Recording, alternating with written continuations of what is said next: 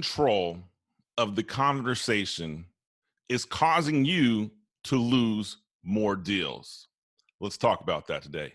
The big problem sales professionals have is they get in front of a prospect that is a know-it-all, a prospect that is tenured, a prospect that has been doing your said industry longer than you have. And every now and then, maybe more often than not, you come across a prospect that is going to try to control or dominate the conversation. You see, this prospect is going to want to flex his or her mental muscle to demonstrate that they know more than you, or they're genuinely a person that likes to talk a lot. And so you'll have a sales call where you're sitting and chatting and talking with your prospect, trying to present your product and service. And in doing so, you realize you're answering a lot of questions and not extracting enough information. There's a problem.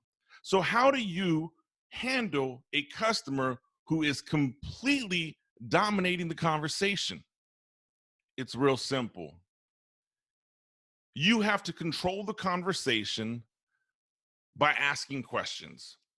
Bottom line, I know it's not groundbreaking, but we're going to talk about that a little bit more in depth. Every sales coach or every sales manual, sales training book will tell you, ask great questions, uncover the needs, build value, ask more questions. If your customer doesn't understand, you didn't ask enough questions, right? That is really layman's term for saying, hey, just keep talking. When I'm telling you to ask questions to gain control of the conversation, what it means is if your customer is going to have questions or concerns or statements or anything in the conversation that isn't relatable to what you're talking about, or it is relatable to what you're talking about, the response is the same. You answer, you engage, and then you ask a question back. And by doing so, you can take a series of 3 or 5 questions and steer your conversation to the direction you want it to go in. Right? If you're going to talk to your customer about your product or service and the customer just wants to talk to you about their last hunting trip and how amazing it was, you have to find a way to ask questions that are engaging about the hunting trip to move that conversation lateral to speak about the product or service you're selling that day. So again, anytime someone comes to you and is controlling the conversation and they're making statements and they're cutting you off, it's really simple. Acknowledge the statement, inquire for more information, follow that up with an additional question that moves the conversation in the direction of your sales presentation. That's how you do it. Acknowledge, inquire for more information, ask another question that moves the sales progress along. Don't ever allow yourself to feel uncomfortable with having to ask challenging or difficult questions. We're sales professionals.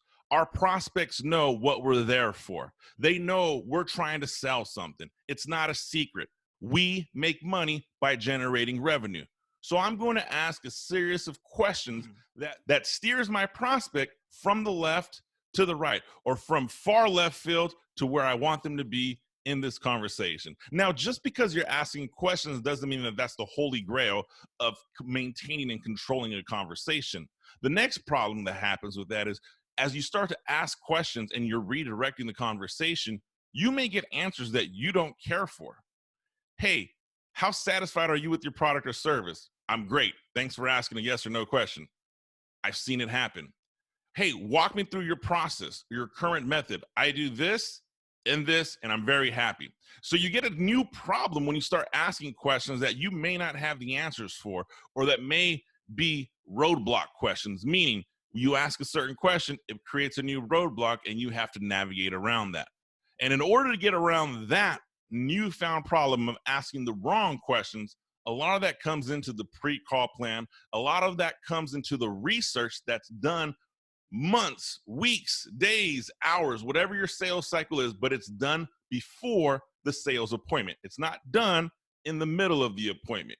If you show up to a sales call and you are unprepared, your prospect's going to tell. Your prospect can tell and genuinely understand that you are unprepared. And by showing up unprepared, you are demonstrating you are not dedicated to your craft and you're not dedicated to providing a solution to your prospect. Really simple.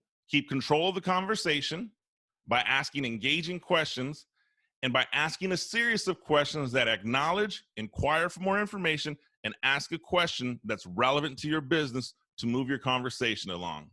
Have your questions thought out in advance, and that's typically done during the pre-call phase.